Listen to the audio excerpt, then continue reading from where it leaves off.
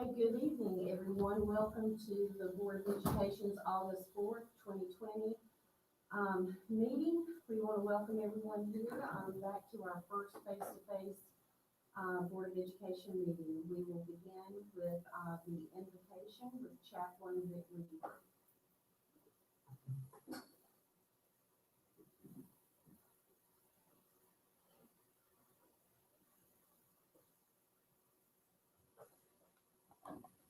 Father God, as we gather tonight, we come to you in the name that is above every name, the name of Jesus. We ask for your wisdom tonight. I ask that this board have peace, that they have solidarity, that they have union, and Father, that you be with them because they have a very difficult task.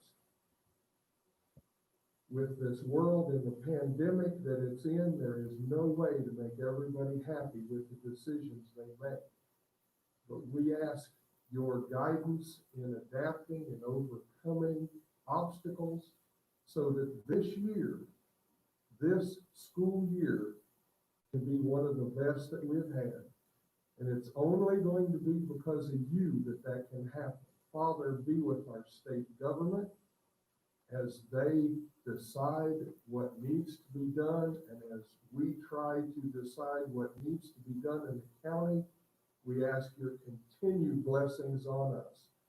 Be with us, just keep us safe, keep us healthy, and Father, we're going to praise you and ask these things in Jesus' name. Amen. Thank you so much, Chaplain Weaver, for being here tonight. Board, that brings us to approval of the agenda. I'd like to add something to the agenda, please. Yes. We omitted the Pledge of Allegiance. So we will do that next. Are there any other amendments?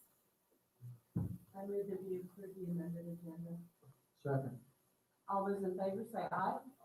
Aye. Okay, would everyone please stand for the Pledge of Allegiance? I pledge allegiance to the flag of the United States of America and to the republic for which it stands, one nation, under God, indivisible, with liberty and justice for all. Thank you, Mrs. Helms, for catching that on the agenda. I appreciate that.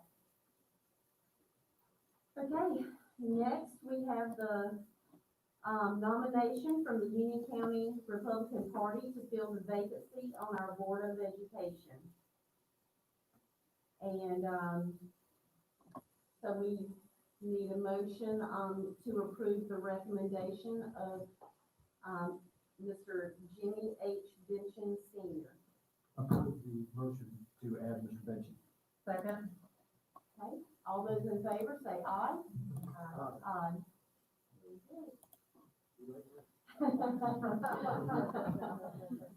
Okay, so now we will move to have Mr. Benson sworn in by Judge Jeff Carpenter.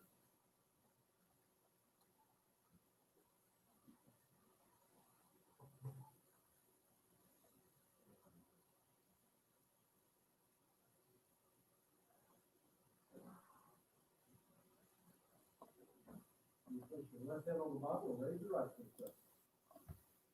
Repeat after me. I, Jimmy H. Benson Sr., Jimmy H. Benson Sr., do solemnly swear do solemnly swear that I will support the Constitution of the United States, that I will support the Constitution of the United States, so help me God. so help me God.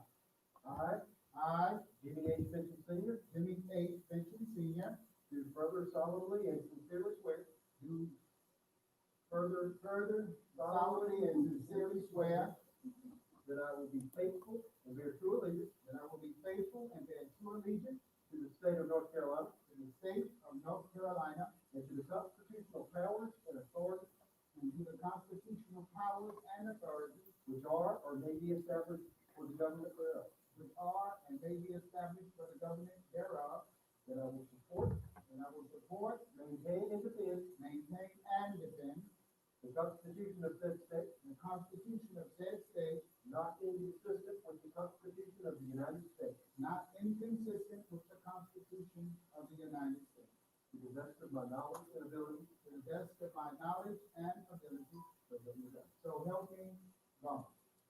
I, I, being a Christian senior, being a Christian senior, do further swear do further swear that I will well and truly execute that I will well and truly execute the duties of the office of member of the United, duties of the office of the duties of the office of member of the Union County Board of Education, member of the Union County Board of Education, according to the best of my skill and ability, according to the best of my skill and ability, and according to law, and according to the law, so help me God. so help me God. Thank you.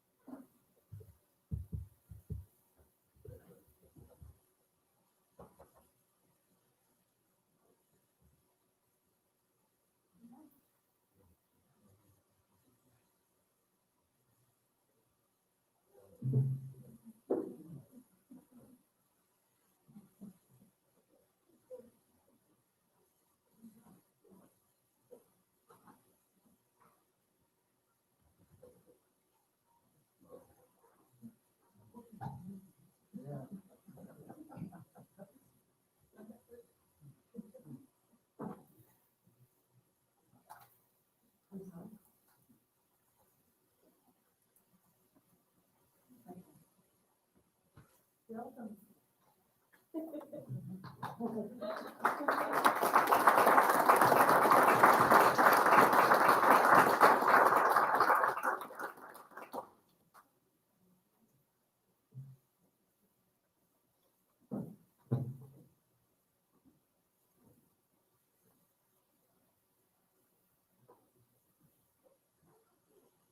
board members, that brings us to public comments.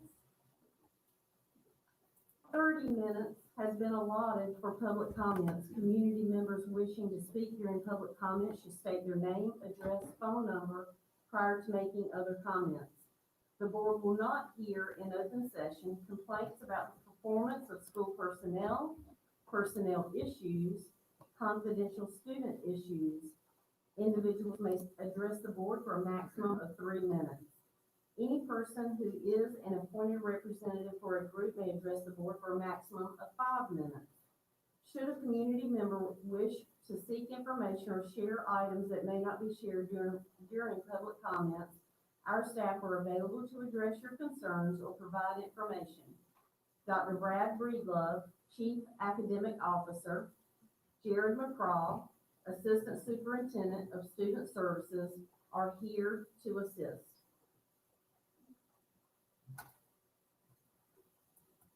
Okay, I do recognize that some people had already sent information into board docs had we had tonight's meeting under via Zoom. I'm going to call out their names, and if they are here, they are welcome to come to the podium. If they are not here, I will move to the next name, okay? So the first name that we received was Pamela Carlson. Okay, you're welcome to speak. Here, The podium.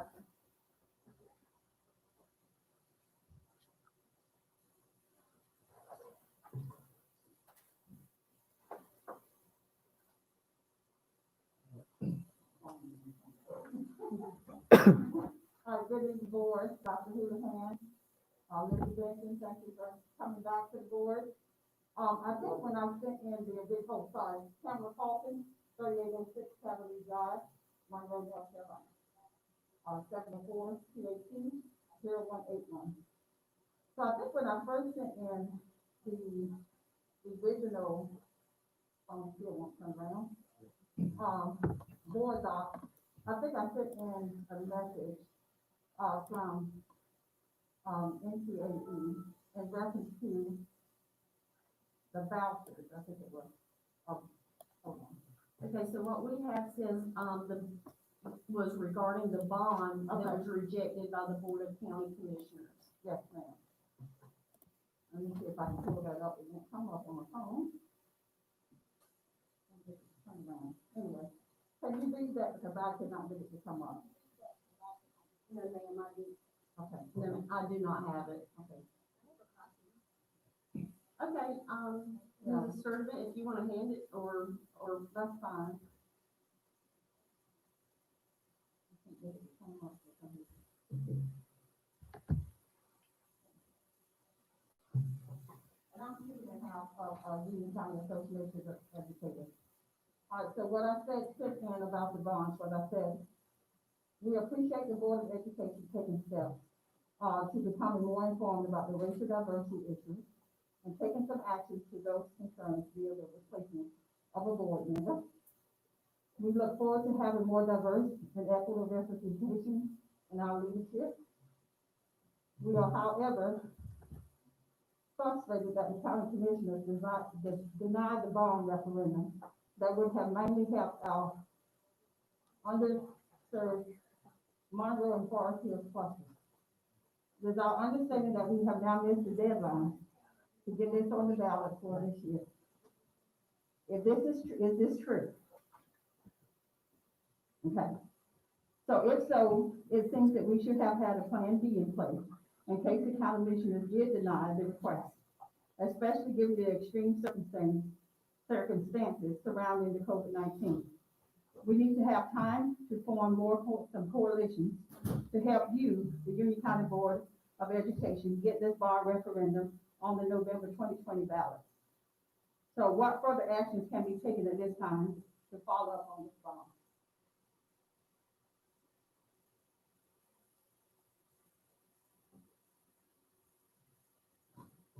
That's my question. we traditionally do not have a question and answer, but people are welcome to speak. Okay, my next issue, because I'm not sure if I'm on it again, but anyway, I come as the new president for UCAE. As you know, Linda Davis is, retired. And so we did have some questions from our membership in reference to the survey that the Union County sent out. And so what we did was, we in turn sent out another survey about the comfort level of the survey that the county sent out for the teachers. And so from our comfort level survey, we had 427 responses. And so the question that I wanted to, let you know was that we asked the teachers what was their preferred overall return to work plan. And so for Plan C, we had 355 responses who said they wanted Plan C. Plan B was 40 responses. Plan A, we had 32 responses. We also asked them what is their comfort level with the current return to work plan. We had 324 responses that said that they are not comfortable at all. Mrs. Carlton, your time has expired, but if you want to email that to the board, or share it, with, Mr. McCraw or whatever, Okay. we will make sure that the board is able to see your full statement. Got it. Okay. All right, thank you. You're welcome. The next name we have tonight is Amy Shelton, if she is available. If, Mrs. Shelton is not here, I believe her statement would be available on board docs. If the public would like to see what she had to say, she wanted to speak about the Parkwood mascot. The next person was Anthony Aldridge. Same topic, Parkwood mascot. The next person we have is Shelley Thompson. We want to talk about reopening of schools, and Mr. Nathan Haley, who sent in some information about the Parkwood mascot. Okay, so all of that is available on board docs for anyone who would like to go see, their segment. The next thing we have tonight is Sophia Stevenson. Okay. you're up.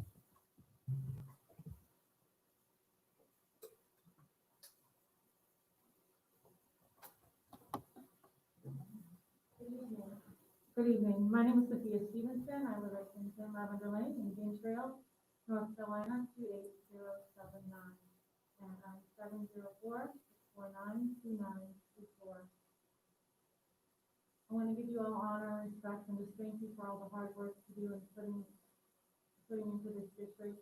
I think of the school district as a community, as a family, and when we work our hardest and at our best, we consider the students and our safety first.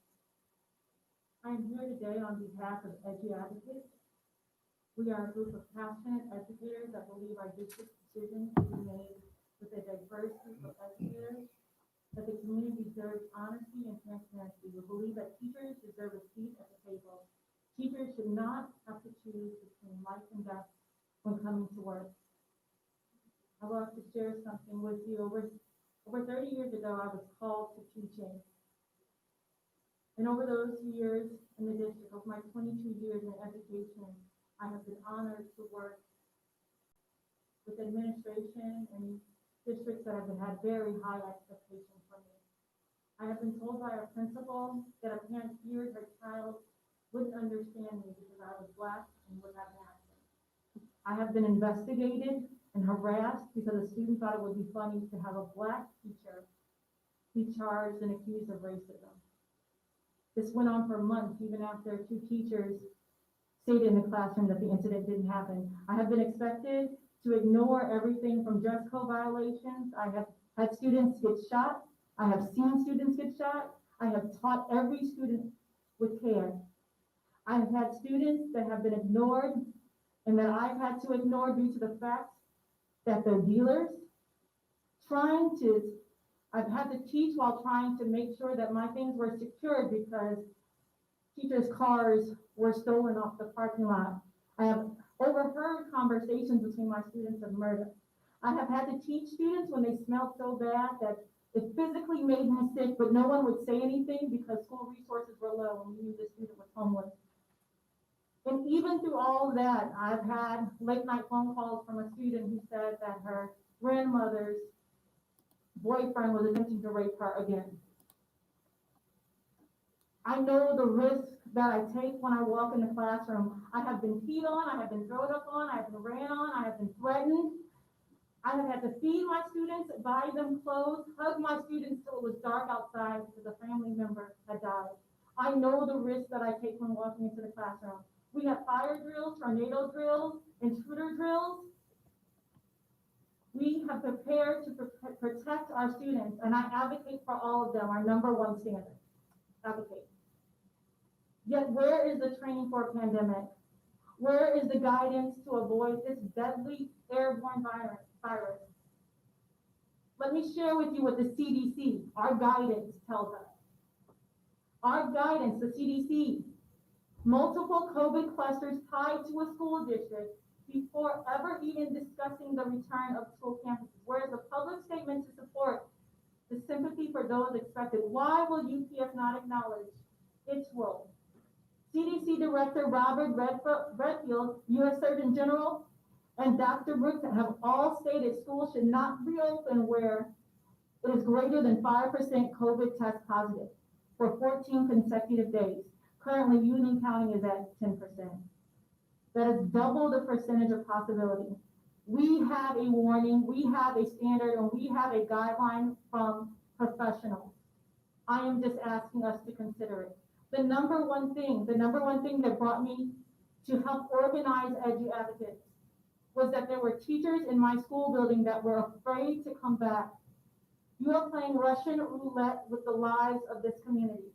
You choose out of the 5 members of my family who gets COVID, because someone will. You choose and look in the face of one of these children who dies from a disease or an illness that comes after COVID. That is the Russian roulette game you are playing with our lives. And I understand and I respect everyone's decision to send their child to school or to keep them at home. I am simply pleading with you and I'm begging you to understand that I don't need a medical condition to love my student from afar. And I don't need a medical condition to tell you I can't do this. I can't hug my students, then I can't do my job. If I can't pour out on them, I can't do my job. I'm asking you to consider this plea. Thank you, Ms. Stevenson. Thank you.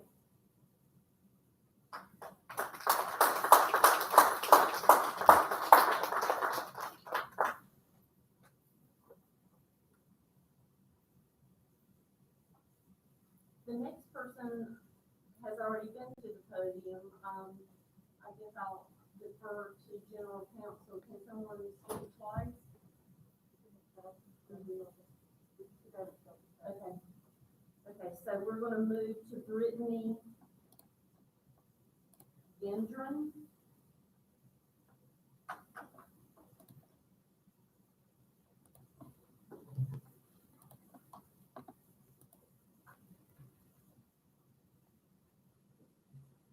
Hi, thank you so much for allowing us to speak. I was told I didn't have to disclose my address, so I'll put my address as my home, 601 East Sunset Boulevard, Monroe, 28112. You can feel free to email me at my full email, brittany.gendering@k12.nc.us. I'm here to amplify our NCA president, Kendall Carlson, who was cut off before she could finish. The data that we have, y'all, looking at these numbers, when teachers were asked about their comfort level, let's be very clear, that is not 86%, it is not 91%, because comfort level was never asked in the survey that we are given. According to the data that Kendall Carlson has presented, we are at 83% of teachers who prefer Plan C. 83%. I am here because I am very prepared, and as I emailed every single one of you, I'm prepared constantly when I walk into school. Every time we have lockdowns that last for hours at a time, and I'm sheltering children, I know that could be the end. After I get everyone safe, I text my fiance and I tell him I love him because I am very, very prepared to take a bullet for a child. You can see the back of my car in the parking lot. COVID is a bullet we can see coming. It's already here. I understand that some people are comfortable moving back to Plan A even. However, we need to create a solution that works for everyone. We can create an opt-in instead of an opt-out. For families that are comfortable and teachers that are comfortable going back, that's great. But as Sophia said, we're gambling with people's lives and people, and it's not humane. As the superintendent in Pennsylvania said, I cannot be conscientiously okay with the decision that we're making. We're gonna be a jack of all trades, master of none. Teachers asked to teach simultaneously in the classroom worried about COVID, as well as to students sitting at home, 6 feet apart, without social interaction. We can create solutions. We can invest in virtual software that allows for everyone to have the interaction they need. I'm going to spend the rest of my time reading the concerns that were given to Ms. Carlson and amplify the work that she's done. According to data from Johns Hopkins University, there have been over 4 million confirmed cases of COVID. What we learned from the committee meeting is that there's 535 cases of COVID in children under the age of 20. Union County risk assessment is at 94% for attending public schools. I think the answer is conclusively, without a doubt, yes, with regard to children who can carry the coronavirus, that Dr. Laura Shekerdin, Chief of Critical Care at Texas University. As of Tuesday, 8/4, one major cluster has been found in NC schools resulting in 8 positive tests and 19 clusters in child care facilities. What about screening students when they come in? We can't fever check asymptomatic students. Why can't UCPS realize that there is too much COVID in our community and follow the CDC guidelines? Why can't they wait for 5% or less for 14 days as the CDC requires? Thank you very much. Thank you for your time.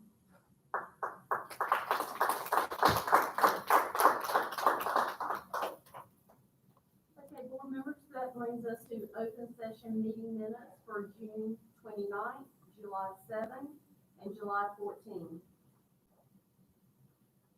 I move that we approve the minutes from June 29th, July 7th, and July 14th. Second. Thank you. Okay, all those in favor say aye. Aye. All those opposed? We're good. Minutes approved. And that brings us to the consent agenda. Has everyone had an opportunity to read all of the documents that were, posted for consent? I move that we approve the consent agenda. Second. Okay, all those in favor say aye. Aye. All those opposed? Okay, the consent is approved. Okay, we will now turn it over to Dr. Houlihan for the superintendent's report. Thank you, Madam Chair. Good evening, everyone. It's great to see you all. I want to say to begin with, welcome to Mr. Benson, to the Board of Education. I look forward to working with you, sir, and thank you for your support and for all of your leadership in serving in this new capacity. So welcome to the team. Thank you. I want to say welcome back to school. We are 2 weeks away, a little under 2 weeks away. Our school year has already started at Union County Early College. Their teachers and staff came back yesterday, and students will begin school tomorrow. I did visit the school yesterday and had a great time and looking at the health and safety protocols that will be in our buildings. The nurse was there taking temperatures, social distancing was in place, face coverings throughout the building.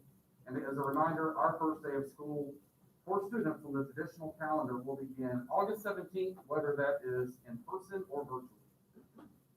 I want to welcome all of our new employees who are joining Team UCPS. Yesterday, we kicked off our new to the U, our orientation for new teachers and instructional staff. The workshops were awesome. We had licensure, academics, a number of different departments who, through our academics team, who really led the way with a variety of topics, again, to welcome our new employees.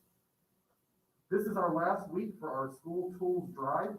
Although our students will not be in the building each day, they will need supplies for their classrooms now and when they return to school.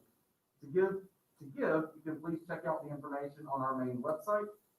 You can drop off supplies at a few locations or give online through our Living Tree portal.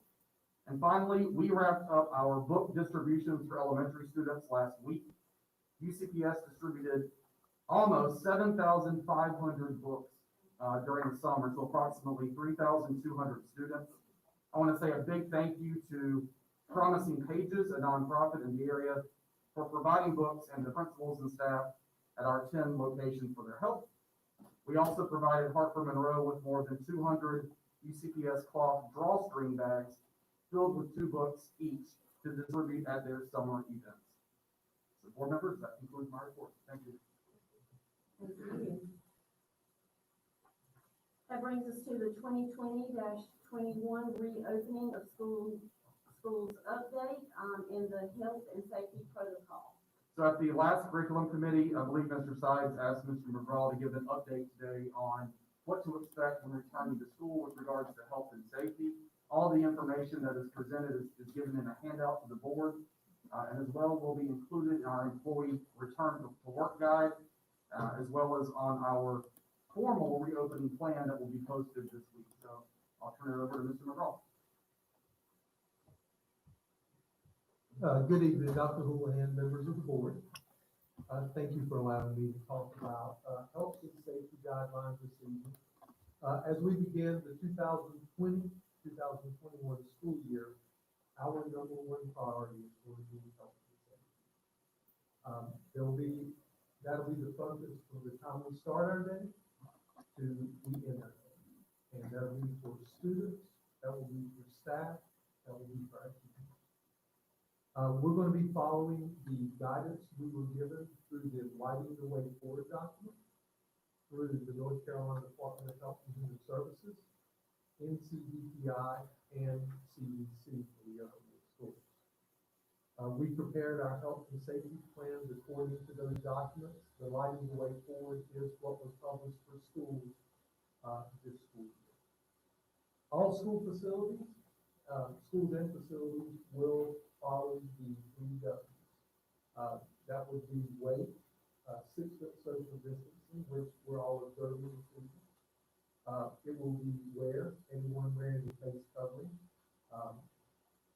When you're speaking, you know, we use face covering, we all have a face covering on. There will be exceptions to that at schools for certain medical conditions, for certain mental and behavioral health issues as well.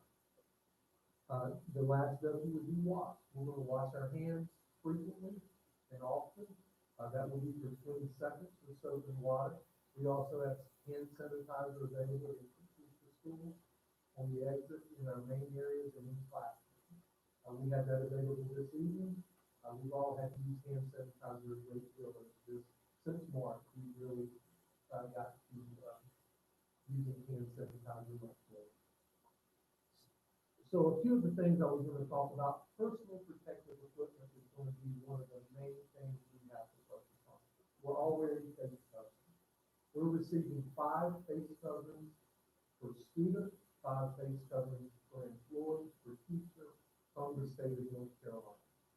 Our nurses also applied for 5 more cloth face coverings, which are reusable and ones from the state of North Carolina are as well.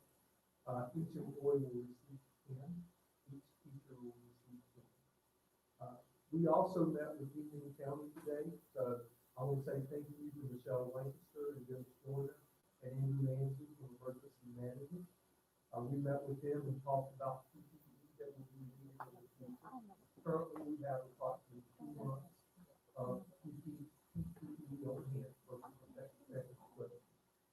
The Union County has said they're going to partner with us in face coverings, gloves, hand sanitizer, all the things we need to safely open schools and continue schools. Next thing, custodial supplies. One thing is the hand sanitizer.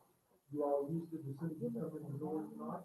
You used it multiple times this year. That will be available at schools. You'll also be able to, we do encourage you to wash your hands with soap and water.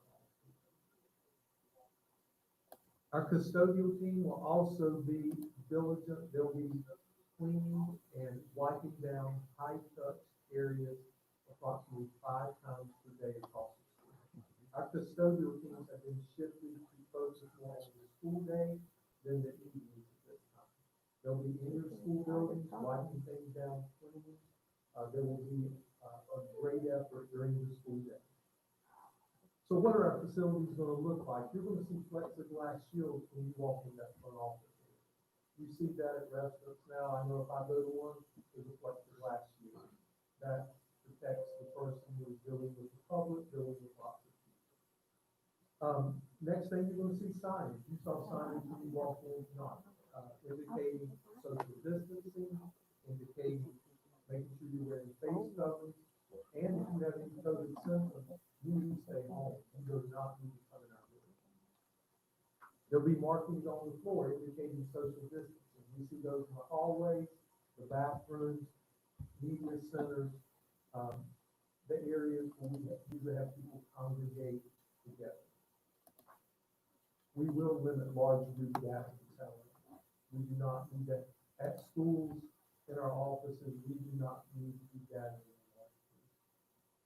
So you're going to see different procedures this year when school starts. So the public, when you drop off your students, you're going to see different procedures. You're going to see health and safety protocols is our #1 priority. They have to be. We talk to our principals, we talk to our teams, we have to focus on health and safety. We will have temperature checks before any student, any staff member, any teacher comes into our building. We'll also screen, we'll ask certain COVID-related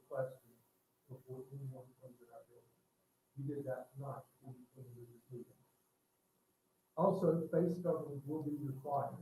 Again, there will be exceptions to those rules because some students and staff members may have mental health conditions, behavioral issues, or mental health issues where they can't wear a face covering.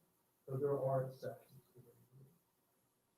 We will also encourage hand washing at all times. Hand sanitizers, you've got to keep your hands clean. You've got to take time during the school day to wash hands and sanitize.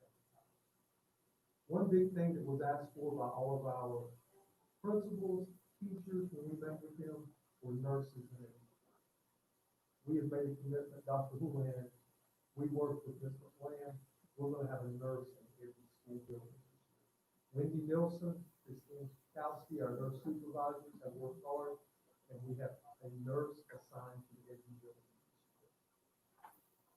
The last thing I'll say is I want to thank Michelle Lancaster for her partnership again on another collaborative effort, and I want to let you all know about this.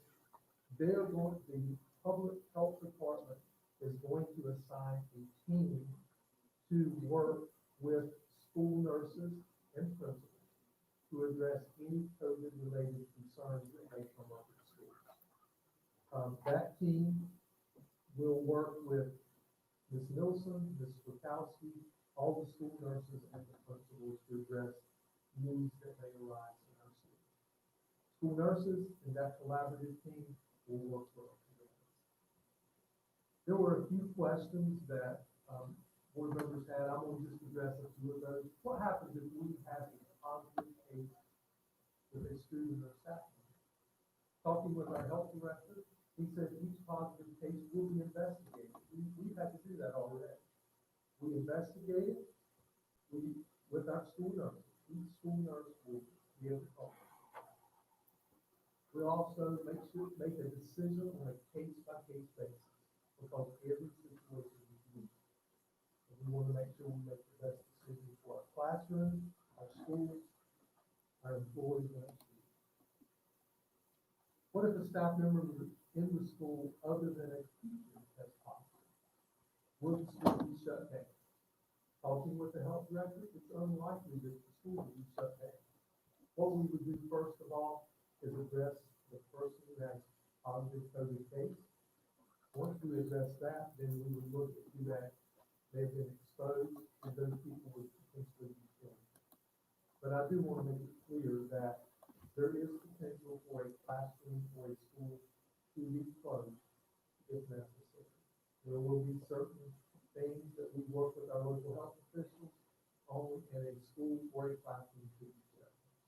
But the first option will be to address the person who is positive and the people who may be infected. And if you have any more questions, that covers what I have on this. I have a couple of questions, if I may. Yes, sir. We're going to be testing the students as they enter the school building. What happens? Could you kind of lay out the procedure if a student walks in and they have a temperature? We don't know, other than that, they have a temperature. Walk me through how that will be handled. So, Mr. Sides, if a student comes up and has a temperature of 100.4 or more, that student will go directly to a room that we have set up for people who could potentially be COVID positive.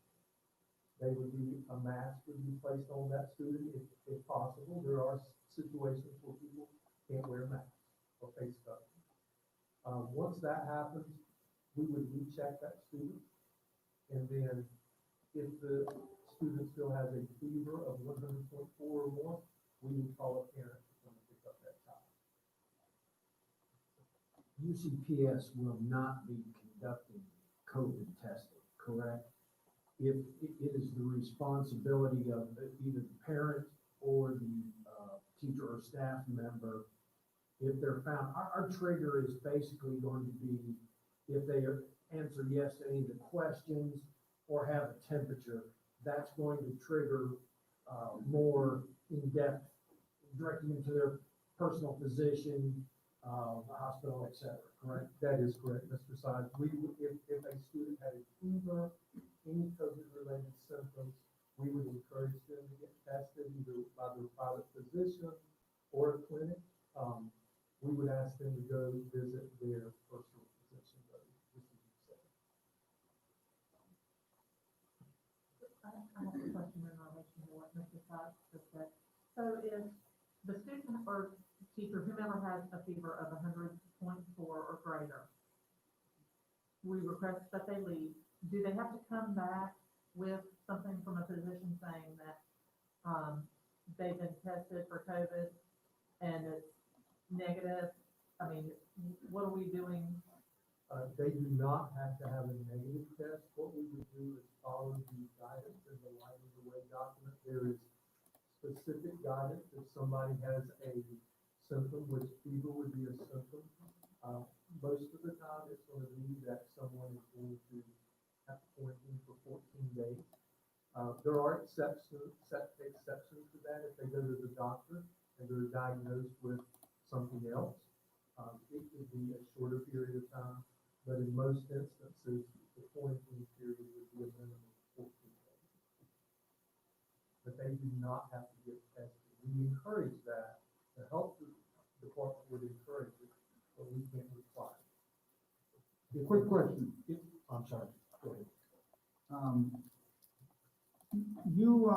Would we immediately refer to it, a high temperature, as COVID positive, or just the fact that they have a high temperature that needs to be examined what it is? Mr. Benson, that would just be a symptom. That would not mean they are COVID positive. That would just be a symptom.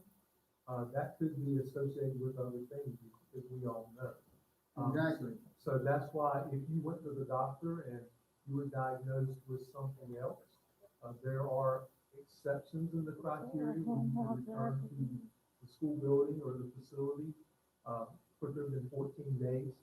But just because you have a fever does not necessarily mean you have COVID. I just wanted to establish that because just following your most excellent presentation, I heard a temperature of 100.4, COVID positive in the same line. I just wanted to delineate 100.4 don't mean COVID. It just means they have a high temperature that needs to be determined what caused it. Yeah, there are several steps, Mr. Benson, before we would recheck that student before we sent them home, because as we know, it's summertime. You could walk up and be really hot, and we would want to recheck to confirm that the student or staff member has a 100.4 fever or more. Thank you. Thank you, sir.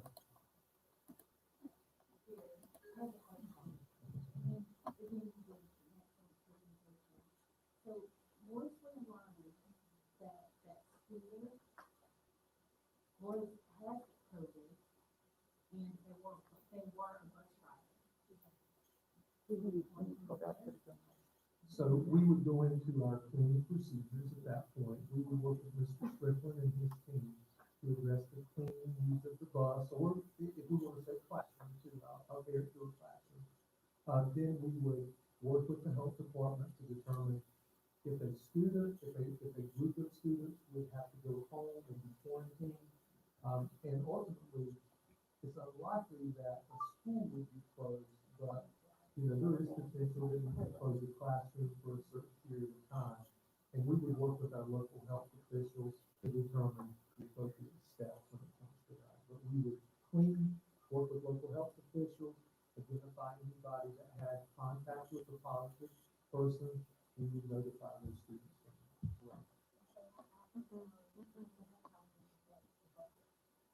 Mrs. Sterling and all board members, I need everyone, especially since we're wearing masks, to make sure your microphone is turned on.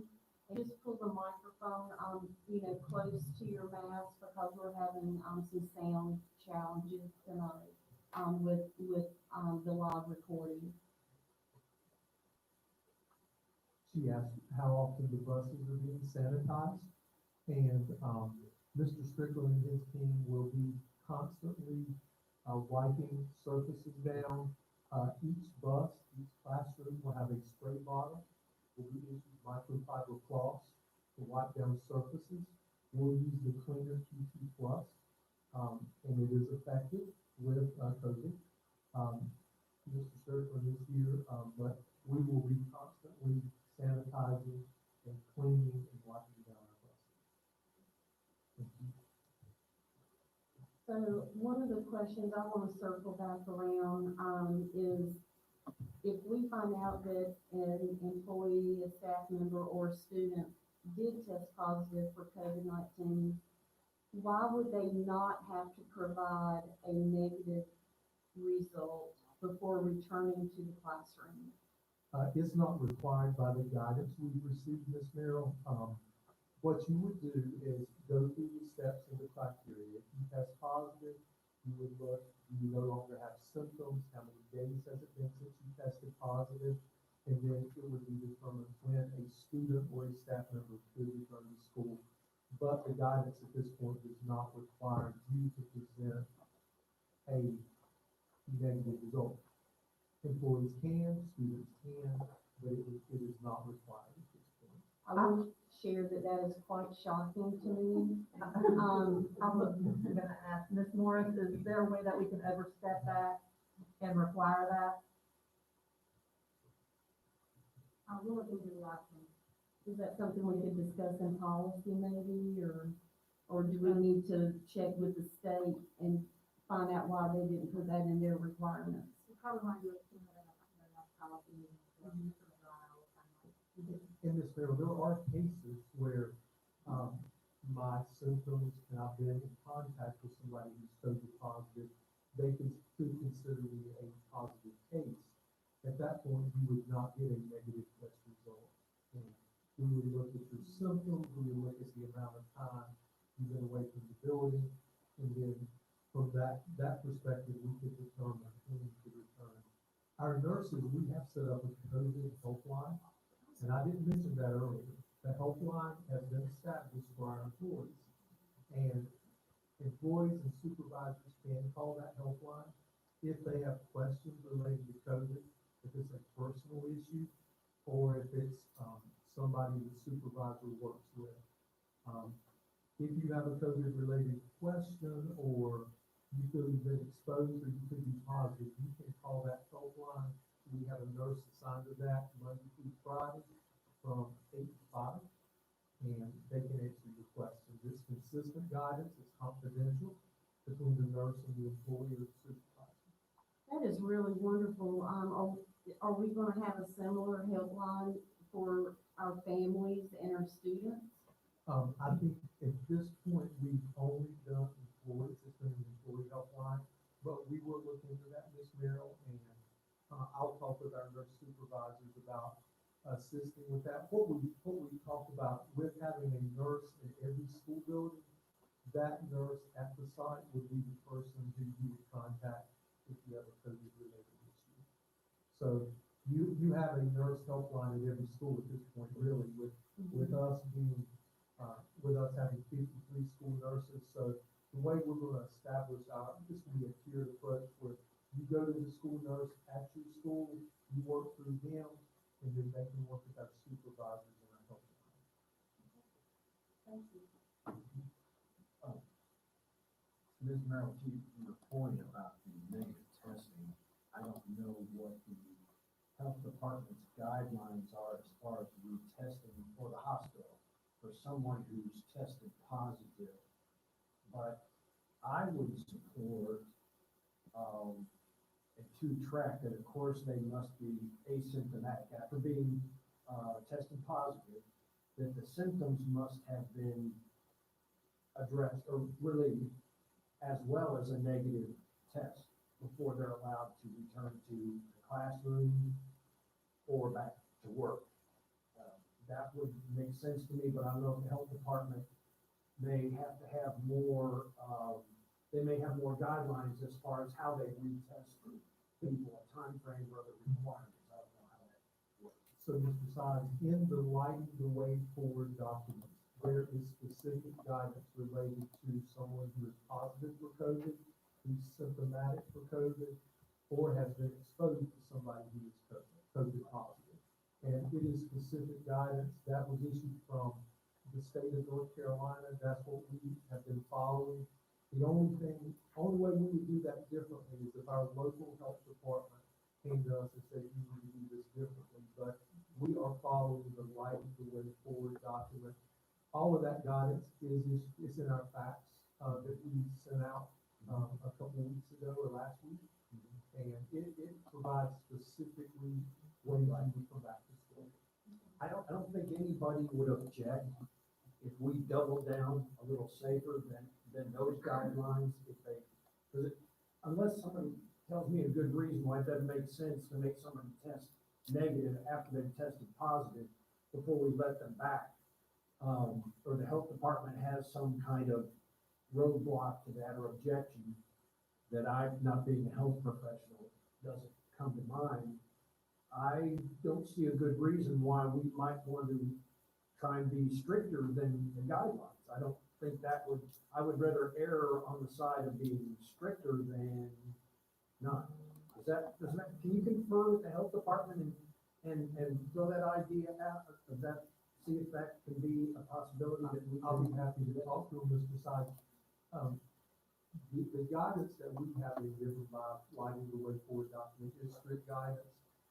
It is normally a 14-day quarantine period when you're away from school or work for 14 days. But I will talk to Mr. Joyner in the health department and see what his thoughts are if we need to be stricter. But he has normally told us we need to follow the guidance issued to us for school systems. So do you think they would not offer another retest until the 14 days are up? So you're not looking at a test, say after 10 days, hey, I feel fine. I don't have fever anymore. I don't have any of the symptoms. Can I get a retest so I can go back to work after 10 days instead of the 14? They might say, well, no, we don't do that. We don't just test everybody who feels good. You gotta wait for 14 days and then, if possible, retest. I don't know what, normally that might be something you could discuss. But normally what happens is if you have a symptom, you're encouraged to wait 5 to 7 days. That's the point you would get a test. And then at that point, that would be the time that they would encourage you to get tested. It's not best to go the day of when your symptoms show up. 5 to 7 days is the time frame when you should be tested. But I would talk to you about that. And it may be because there are limited number of tests, that may be one of the challenges. The backup alternative for me was, to have a doctor's note to return to work or to school. If it's the number of tests available, then, we can't, I'm sure they probably don't have 2 tests per citizen to be, tested twice. But I'm almost wondering if we could have a doctor's note confirming that student or employee followed the timeline, as you said, 5 days or 7 days, and that it's truly been 14 days from the correct start time, not when they had the symptoms, when does the 14 days start? So I'm wondering if we might want to discuss, at least having a doctor evaluate the person before they return to the school building. So we'll follow up on that. I would talk to him about the guidance. That's been an issue from Lighting the Way Forward. It needs to be stricter about, asking, Michelle and I will discuss about asking for that documentation. Thank you very much for your presentation tonight. I know you have poured over this for months at this point, so we thank you and your staff for everything you've done. I do want to confirm with either Tahira or you that Lighting the Way is an easily accessible document on our Union County Public Schools website. Okay, fantastic. So if anyone wants to, has any other questions, the document Lighting the Way is available. Can I get, would you mind sharing on the air exactly where you go on the UCPS website to access it? The reopening webpage has all of the information and documents that we have released relating to reopening schools. If you go to Explore, there's a big old button that says reopening. So everything's on that webpage. Okay. If you also go to I Want To, there's an access button there for reopening. And on that page, our FAQ is listed. The state document, lighting the way forward, the health department's document is listed, and our instructional model documents are also listed there. And that will be our official page for everything that we release. That will be the one-stop shop for communication and information. I see it right here. It's the second item, right under home, under Explore. Perfect. Thank you, because I know we've referred to that document several times tonight. So anyone watching or here with us, I would encourage everyone to become very familiar with what's in that document, as an employee, as a parent, as a student, so that we all understand what the procedures would be, heaven forbid. Okay, are there any other questions of Mr. McCraw from the board? Okay, thank you so much. Thank you, Ms. Mayor. That will bring us to, Would now be the time to ask questions about, school reopening, if we have them, or do you want to wait for something? no, I think this will be a great time for reopening Okay. questions. First question that I have is, optional teacher work days. They're allowed to telework on optional work days, correct? That is correct. Okay, I just wanted to clarify that. Some of them have already been answered.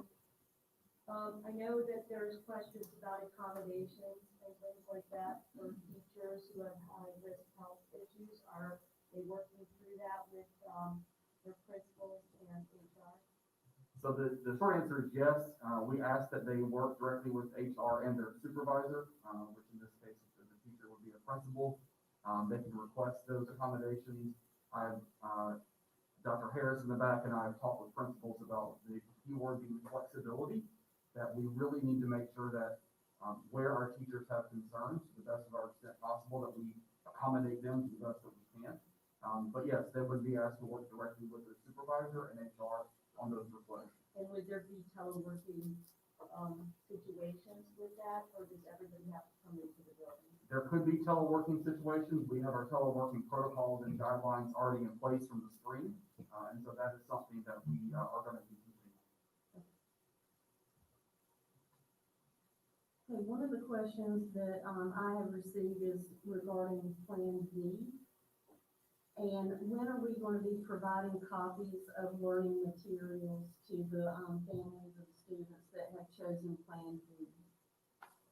So all of our Plan D materials would be managed at the local school level. If parents have questions on that, I would ask you to contact your building principal.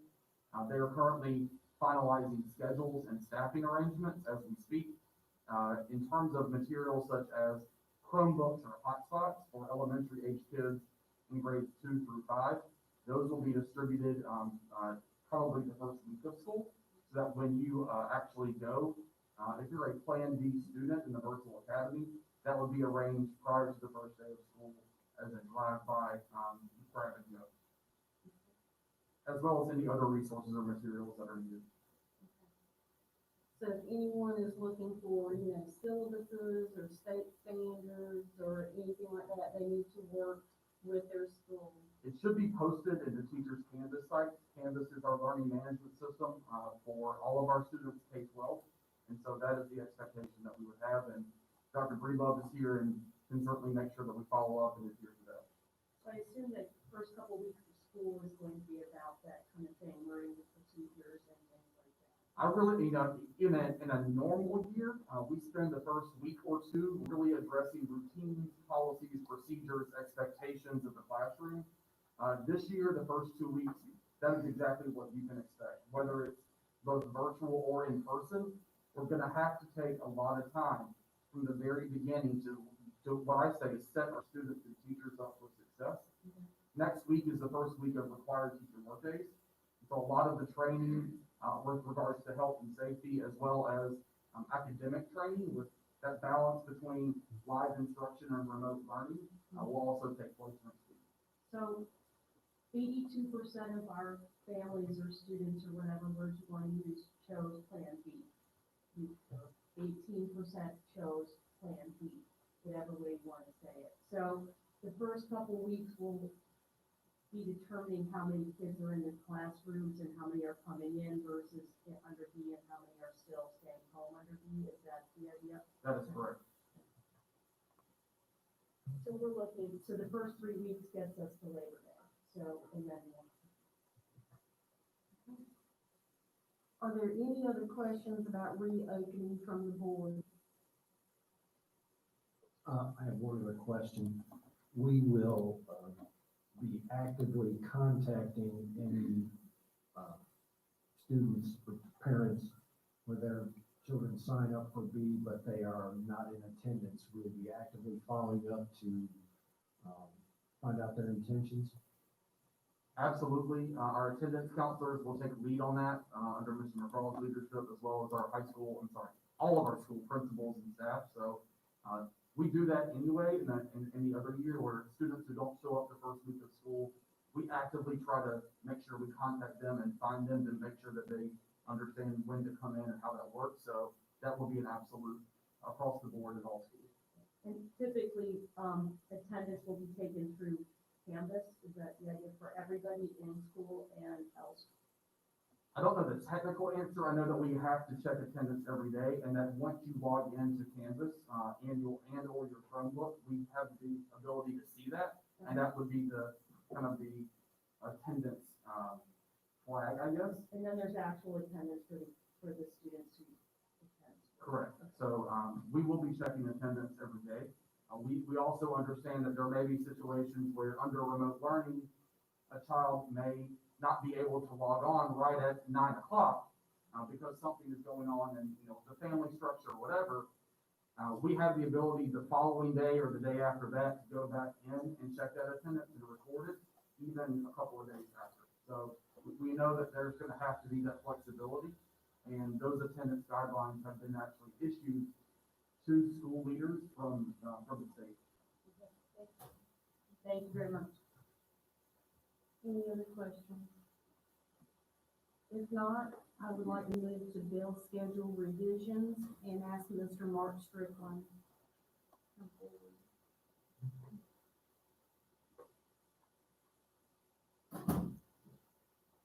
Thank you, Ms. Mayor. Good evening, board members. At the last STIP committee meeting, staff presented a proposal to modify some of bail times at our schools, mainly at the secondary schools, for this upcoming school year.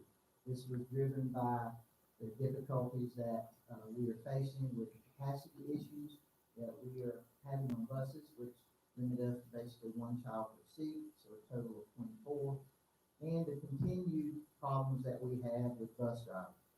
As it stands today, we are still roughly about 25 drivers short. We are planning some double runs this year, even with these modifications to the bell times. And this is in hopes of increasing our performance in the mornings, our on-time performance in the mornings, and getting kids to school. Bell times change anywhere from 10 to 20 minutes, and then we also have one exception at the elementary level where we're moving the bell time back to be more in line with the other schools in that cluster. And so we discussed this at the STIP committee meeting and are bringing this to you all tonight for consideration. Yeah, to just follow up on that, I asked Mr. Strickland to present this to the board so it didn't get kind of buried in consent, and make sure that we, all had eyes on it. We asked any questions that we had related to this. This is just for the school year for now. Yeah. Correct. For this school year, it did pass STIP unanimously, so we will need that. So that is, Um, answer it. I can make a motion that, I move that we approve the modified bus schedule to accommodate transportation services. This would come in, so we have a STIP, so we can have these back. Which one? 2020, 2021. cases. So are there any questions about the modified bill schedule for this year? Yeah, I have a question. Mrs. Strickland, what is the, reason for the shortage? Mr. Benson, we had had a bus driver shortage for a long time. I could tell you that while driving the bus is a very, very important part of our school day for over half of our students, a bus driver is the first person that they see to begin their school day. We are currently not as competitive as we could be with surrounding counties on our pay. And so those factors alone contribute to us not having the drivers that we need on a daily basis. What percentage would you say that is the price of what we pay? I would not gather that, I would not take a guess at that. I could just share with you that I believe the pay component is a major part of us being able to attract qualified candidates. So a couple years ago, we gave the bus drivers a raise, to be more competitive, and then the surrounding counties, up above that. We asked this year in our budget for additional funding to give more, a raise to bus drivers and the transportation department, and we didn't get that. I will also say, having been on the board for 6 years, all 6 years, we talked about a bus driver shortage.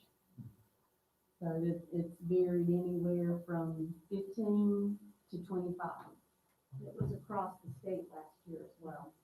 We The- were all the nation. competing for the nation, we were all competing for bus drivers last year.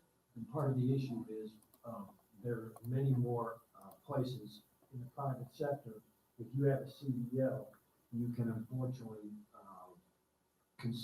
receive considerably more pay than being a bus driver. And as Ms. Heintel said, we were attempting to, at least try and close the gap this year, and our budget request was denied by the county commissioners. Thank you. And I'll just add that, just because we have some vacancies doesn't mean we're not recruiting, because we are doing that every single day. We have a massive, communications plan trying to recruit and attract bus drivers, so I know that, Mr. Denton and Mr. Strickland are working on that literally 24/7 to try to recruit more folks to come in. Is some of this bell schedule, also dealing with the fact that we can only have 24 kids on every bus that we send out? So some of this is not, it's Like a double whammy. It's double whammy. Not only do we not have enough bus drivers, but we also are dealing with only one kid per seat on buses. So that creates multiple routes in the same neighborhood. I have a question, Mr. Strickland. Are we asking parents to sign up for a bus route prior to the start of school year? Or their intention to drive their child to school? We did a survey a week or so ago that kind of gauge the interest of where parents would be. We are encouraging parents to drive their students to school if and when possible, just to lessen the strain on the bus system. And I just want to say that, the fact that we're offering 1 day per week was pretty much driven because of transportation. If more parents were able to drive their kids there and more students, opted for Plan B, there is the possibility we could offer more than 1 day face-to-face. But I know that, a lot of people have questioned why only 1 day. Well, when you have 42,000 students and most of those need bus transportation and you can only now put 1 per seat, that equates to 1 day in the school face-to-face. So, if parents are able to drive, it would help a lot. And there's a possibility that for people who want Plan B, that, maybe after Labor Day, when things start to settle, maybe there will be more seats available. So we have a lot to work out, and I know transportation has been our biggest, hurdle. Thank you, Madam Chair, because that actually, answers the question that had in my head but didn't ask. The struggle because of the shortage, and you articulated that quite well, the struggles. But that's first thing, me as a logistics part of me is thinking, how does that, affect the overall movement of our student body? And, I can see quite crippling in some aspects. So thank you, Madam Chair. You're very welcome. I have one quick question I just thought of. Are we running the same route every day? We are. So we will be running the same routes every day, and we're doing this in anticipation as we can add additional students. The routes will already be set in place. If the state would do something with the capacity constraints that we have on the buses, it would make it a lot easier to ramp up. But we felt like it was best to run those same routes, and then as we can increase our capacity, we'll already have the routes in place, know them, and likely be more efficient. Is there a way on, I know one day there might be an outlier that's way far out? We could eliminate that leg if they're far out? We can make minor adjustments as we go through the process. As the superintendent has said many times, we're starting slow so we can go fast later. We want to have the good plan in place, the backbone of a program that we know we can do and know we can operate, and make adjustments to that. But once we have the routes in place and we start running them and seeing where the students are, we'll be able to make adjustments. I'm sure you're already doing this, but I just wanted to comment. We've talked about that some parents, either in their confusion or what have you, may have signed up for option B, and they may have signed up for transportation as well. And as we find they do not intend to actually come in what now is their 1 day per week, I would hope that would be communicated to transportation as well, so that we're all on the same page as far as those that are that are not intending to come to school, even though they're B, and therefore they're not going to be utilizing transportation either. So, Mr. Biden, I'll take that and run with it. On any given year, we transport, we'll say roughly about 22,000 students. That's how many we transport. On the books, requesting service, we have about 29,000. And so it's an ongoing challenge to try and weed out those students that, for whatever reason, are on the books, but do not utilize transportation, because we have to plan for them. We have to put them on a bus. And so for the last couple of 3 years, we tried to make a concerted effort in conjunction with the schools to make sure we can weed some of those off. Now, in some cases, those students are on there fully knowing that they'll need transportation for certain times of year based on after-school activities or athletics. But it is a problem, and we're trying to work diligently with the school to narrow that down, and then that will allow us to make our routes that much more efficient.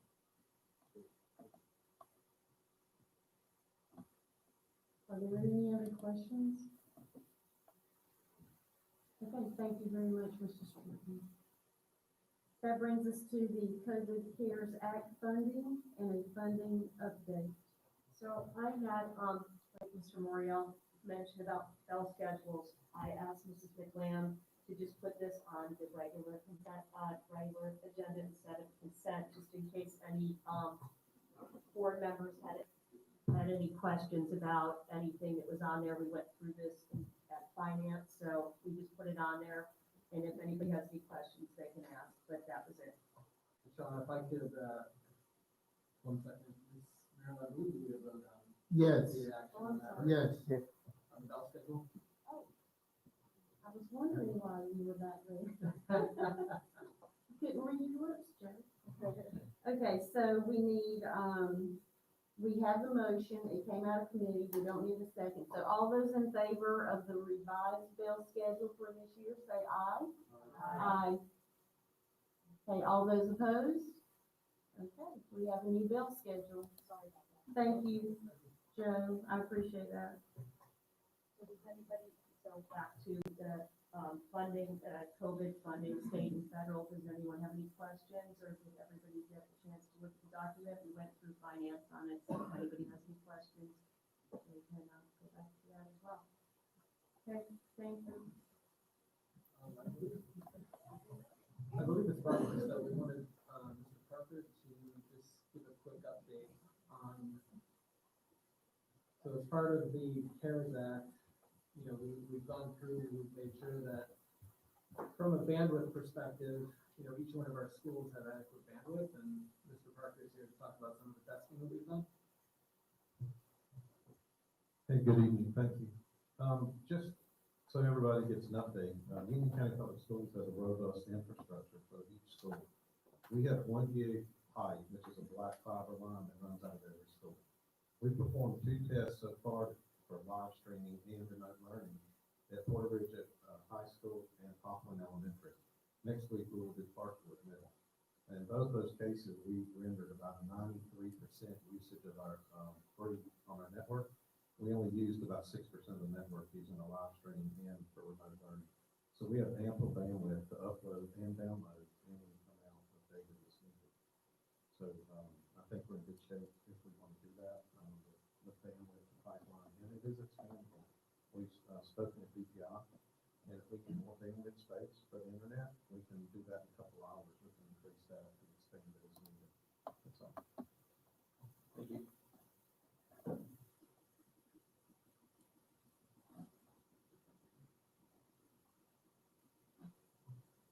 Okay, that brings us to policies for review. Good evening, members of the Board of Education. We have 2 policies and 2 administrative guidelines that have gone to the policy committee. They are policy 3-7A, sexual harassment for employees, 4-7A, sexual harassment for students, and the administrative guidelines for each of those policies. These policies need to be in place by August 14th based on guidance or directives from the Department of Education. So these are the policy committee, and the request is that they be fast tracked and approved this evening. If there are any questions, I can answer those. Thank you. Okay, are there any questions? Comments, because we do need to, take care of this tonight. I move that we approve policy policy 3-7A, sexual harassment employees, and policy 4-7A, sexual harassment students, and the administrative guidelines are automatically, like that. And to fast track them, what?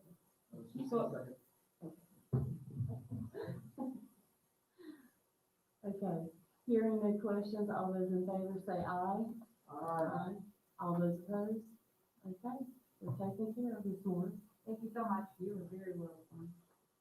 Okay, that brings us to board comments. Okay, don't everyone jump at once. Okay, I'll kick it off. I just want to speak towards the bond.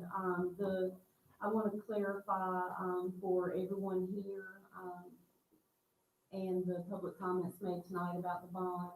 It is very important that everyone know that this Board of Education, our superintendent, and Mark Strickland, Dave Burnett, we have been in conversations in all of our committee meetings for about 1.5 years out of facilities, and we have provided the Board of County Commissioners and the county manager for 1.5 years what our potential bond needs are. And so this is not something that happened quickly or suddenly. No one was blindsided, because this is a discussion that, and a document that we have provided to the county and to the community for over 1.5 years that listed these schools. I believe the actual document goes all the way through 2026 or 27 for bond request. And so I just want to clarify the statement tonight that this is a document that has been, out there for a long, long time. It's been a public document. It has been something that did not take the county manager or the county commissioners by surprise, because they had actually invited us to the table and asked us to provide them a document with what our facility needs were. So more than a year and a half ago, probably coming up on 2 years ago, we agreed to meet with Commissioner Ray, Commissioner Helms, and the entire Union County government, and, Mr. Mark Watson, when he was newly appointed as the county manager. And so for us, a year and a half later, we've had meetings at the Ag Center, we've had lunch meetings, working meetings, we've had joint meetings with the exact same bond document requests, asking for these needs. So the public also needs to know that the only way something can show up on a November ballot for the citizens to vote and either vote for or vote against a bond project has to be approved by our 5 county commissioners. We can't request to have something put on a ballot. We can't, we can request to put it on the ballot. We do, just because we request to be put on the ballot, we have to make that request to the 5 county commissioners, which is what we did diligently. And we worked with them for over a year and a half, and all of our public meetings that are archived and online for anyone to see, primarily our facilities, but if you see something that says a joint meeting or a meeting at the Ag Center, I just want everyone to know that we have been working for a very, very long time, almost from the very day that the county manager was named. We began having discussions. But please know that the only way a bond can be put on a November ballot is if your 5 county commissioners, if 3 of them, which is a unanimous, if you can get 3 county commissioners to agree that the citizens have the right to vote, it can be put on the ballot. Ms. Merrill, what was the vote? I believe it was 5-0 to not put it on. They didn't vote to put it on the ballot. They didn't vote, period. Oh, They just ignored the. They voted to set wait, up they the voted committee. to set up a Set up the committee. committee. They voted to set up a Right. committee. They voted to set up a committee, but they didn't even vote on it. And so let's talk about the committee. So we just spent a year and a half working with the county on this bond request, multiple joint meetings, committee meetings, working meetings, joint meetings. And when those 5 county commissioners decided, at the advice of the county manager, not to put this on the November ballot, to let the taxpayers decide if we could do these renovations, additions, and new schools for Union County, at the advice of their county manager, they decided not to put it on the November ballot because they did not know what public school would look like come in the fall. They didn't know if we'd be in school. They were concerned about COVID-19 and if we'd even return to school. And so they said that, not knowing what the future of education or public school would look like, they did not want to put it on the ballot. So they recommended forming a committee. Again, after a year and a half of research and working with our facility staff, they decided that it was best to wait and form a committee and include Union County Public Schools with the community college, SPCC, which is a completely different funding format. I'm not sure that they have 53 schools or 53 buildings and office buildings. So that's where we are. And the county commissioners, I believe, Mr. Sides and Mrs. Hightail, I have appointed them to serve on that committee on our behalf. But to the best of my knowledge, I have not received anything from the county that SPCC has appointed anyone to the committee, and nor have I received any information that they're moving forward with the committee. But I think it's extremely important for everyone to know, how does something show up on the ballot? Why does something not show up on the ballot? And to know how much work we have put into identifying those projects. And that was just the first round of projects, because that was for 2022. And just, I was gonna add to your thing, just so everybody understands too, we can only put a school bond on the ballot every 2 years. So because they didn't do it in 2020, our next chance is 2022. So it's, by state law. So, I mean, just think about that for a minute. We are just now the 2016 bond. We are just now, trying to complete the transportation facility in Sun Valley High School, and that was a 2016 bond. Okay? So by putting this off 2 more years, it could potentially be like 6 more years before you have a building. So I just want everyone to fully understand, how hard we worked on this request, how hard, Mark Strickland and Dave Burnett and our facilities team has worked on this. And we really thought that this would be on the ballot in November, and we are disappointed that it's not. And I'll just end with that statement. I also want to say that Union County Public Schools, I know that there has been, a lot of debate over, whether we should be, Plan B, Plan C. And I want everyone here in this room to know how much we care about you and our teachers and our families, our administrators. You are very important to us.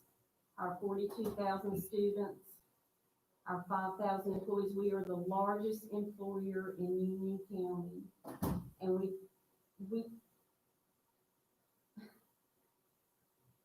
if we didn't care, we would not be sitting at this table, because I can tell you there are a million other things more fun I could have been doing this summer with 2 of my kids going off to college. We do not take this decision lightly. It is a decision that was handed down from the governor for Plan B, and that if we could be virtual, that we could do Plan C. That is absolutely what he said. And I will tell you that we are a rural county, and we do not have connectivity for many of our employees and students in some parts of our county. We learn that on ice and snow days. Some parts of our county are fine for a bus to drive through on a snow day or an ice day. There are many parts of our rural farming communities that absolutely you cannot take a bus into those areas. So with Plan C, we would have to close all 53 schools, period. We would be required to go 100% remote, virtual. And unfortunately, Union County is not able to go 100% virtual at this time. It is something that our team, Jay Parker, is just doing an absolutely fantastic job looking at putting devices on buses and sending into communities. It is something that we're doing, and we're trying to figure that out. But are we ready today? No, we're not ready today. So please understand that many of our employees and students do not have consistent connectivity. So Plan C would not work for those people and that student population, nor would it work for our EC students, and nor would it work for our students at Wolf School. And I read a report yesterday that the suicide rate during this COVID-19 has gone up 600%. We have students, families, and maybe even employees who desperately need services that can be offered if our doors are open. And so I will close in saying thank you, Dr. Houlihan. Thank you to our cabinet staff. Thank you for your tireless hours. I know you have worked. I know many of you have worked till 3 o'clock in the morning on some of your assignments. I know some of you have pulled all-nighters. This has been a tough job since March 11th, starting with an E. coli again in our county. Again, that was an interesting time too, if you all knew. So I just want to say thank you. Thank you for offering a Plan B for the families that need to and want to return. Thank you for offering a Plan D for the students that do have connectivity and feel confident enough to do school from home. I just want to commend our staff for offering those two choices for our students who desperately need to walk through those doors and receive help, meals, services, occupational therapy, speech therapy, physical therapy.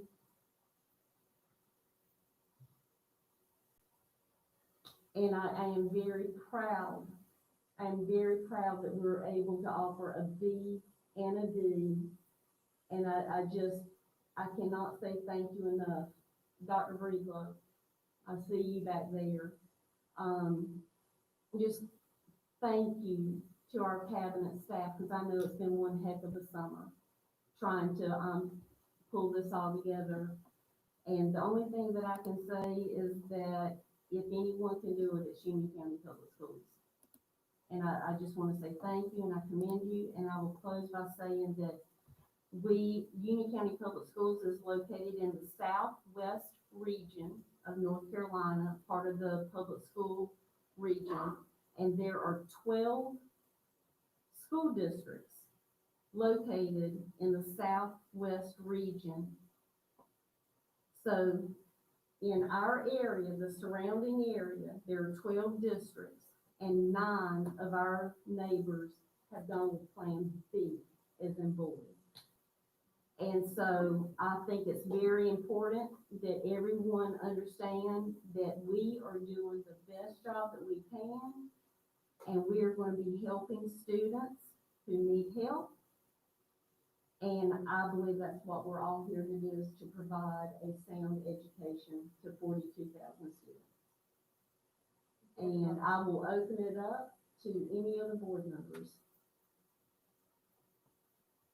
Mr. Side. Thank you, Ms. Merrill. Well, first of all, I'd like to welcome Mr. Jimmy Benson to the Board of Education. And I assume with our vacancy, I'll be welcoming you to the curriculum committee as well. So you'll be putting up with me on that as well. As all board members, I've received many emails over the past days, weeks. Some have implored us to move to option C. Some are supportive of option B, and some have even asked for a total opening, which of course legally we cannot do. I want to acknowledge all those concerns. I want to especially acknowledge the teachers and ladies that showed up this evening, and I'm sure there are many more watching. 2,700. Okay, watching 2,700. 2,700 to sign the petition for Plan C. Well, I meant as far as the folks that were took the time of their evening to show up tonight, and those that are taking the time to watch on our YouTube channel. 47 campuses as well. So yes, ma'am, I understand.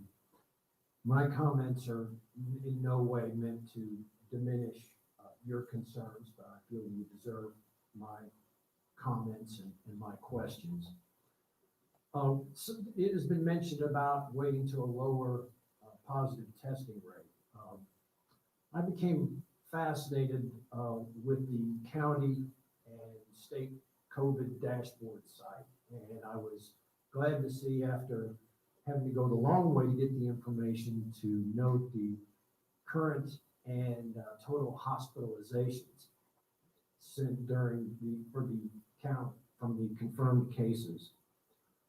But one of the questions I have is I cannot find, and maybe somebody can help me find, the data of the actual number of those tested. Now, I've heard the number thrown out, 9%, 10%, and there's a chart, a bar chart on the state site, but I don't see the actual numbers of those in Union County that are tested for COVID.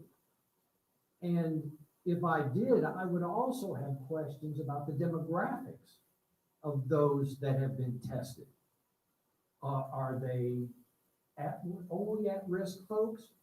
What has triggered them to be tested?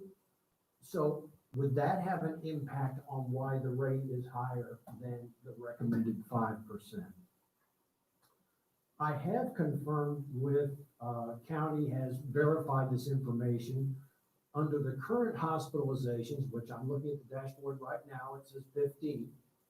Of those, 0 cases are hospitalized at and under the age of 20.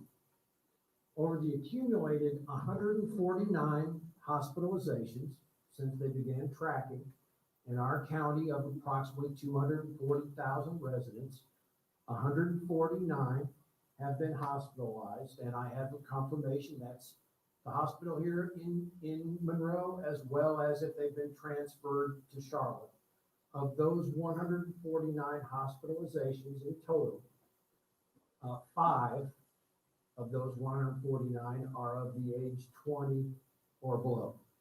So that's just more information beyond just the dashboard.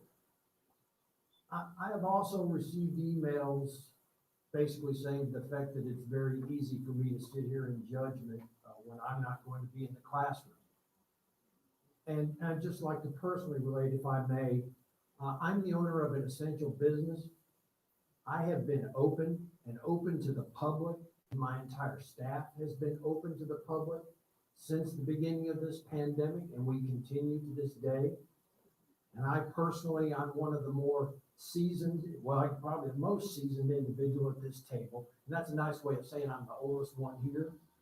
And 2.5 years ago, I underwent a serious heart procedure. So I guess you might say I'm at risk, a higher risk.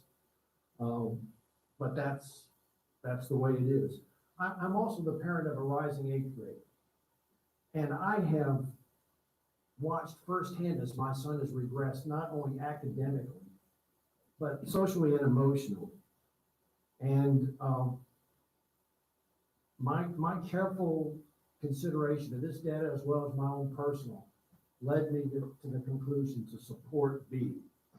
And I don't make this decision lightly, and I don't make it to demand or command anyone to do anything, but to offer other choices.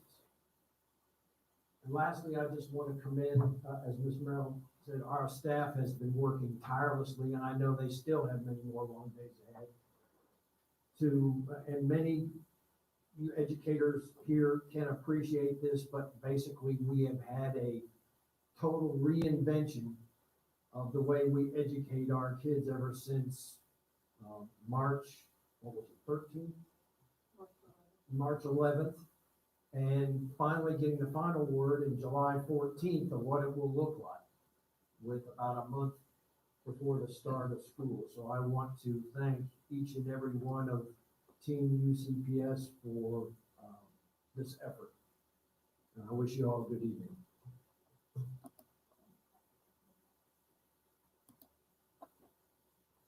If there are no other board comments. Madam Chair? Yeah. Thank you for this opportunity. I did something I don't normally do. I normally just, go. I wanted to make sure that my words got, heard, so I actually wrote them down. So we made a little history tonight.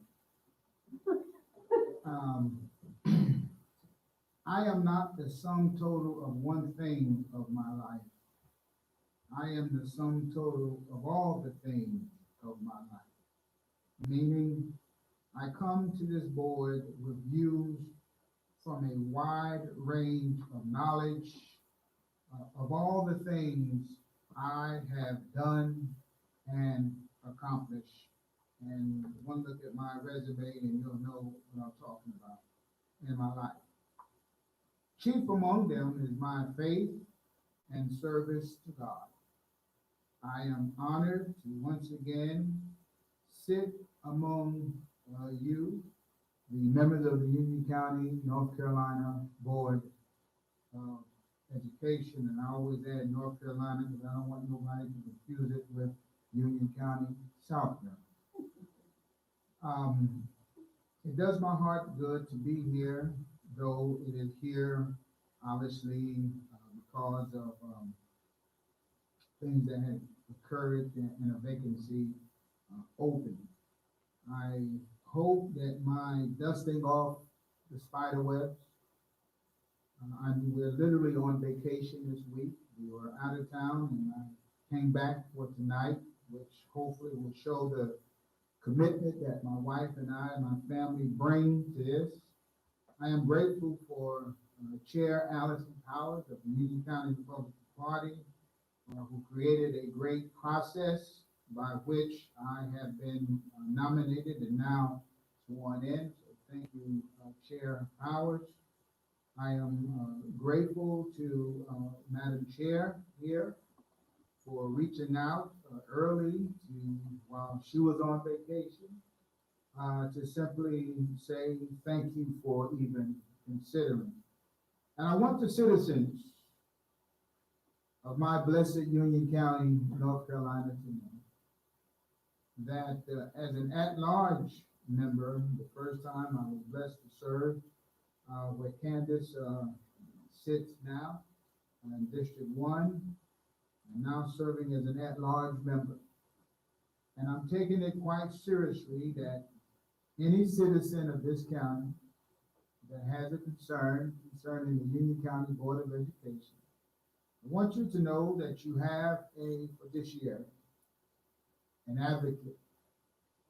But know that when you come, I'm not just looking for people to come with concerns, but also come with resolutions, come with what you think could help the process.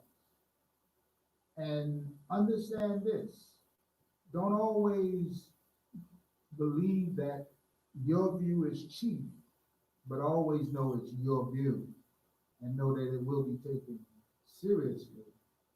And I will endeavor to serve, but again, I come with a plethora of experiences, and I hope that they will provide an added plug in the great cause of service to our blessed board here in Union County, North Carolina.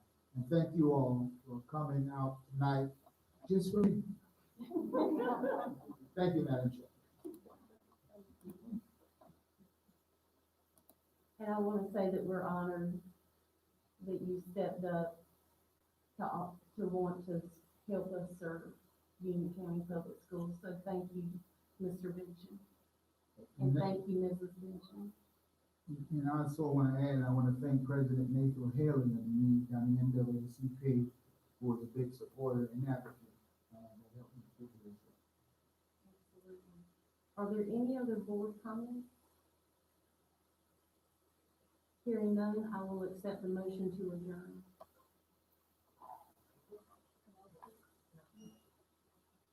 I'll check things out. Okay, do we have any committee announcements? Yeah, Or any other announcements? yeah, we have the SPIT committee meeting scheduled for Wednesday, August 26th at 7:30 a.m. here at the PDC.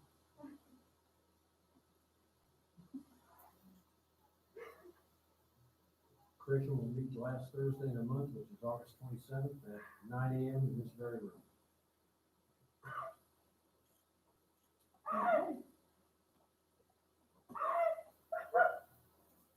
Are there any other announcements? Motion to adjourn. Second. All those in favor, say aye. Aye. Thank you. 83% of staff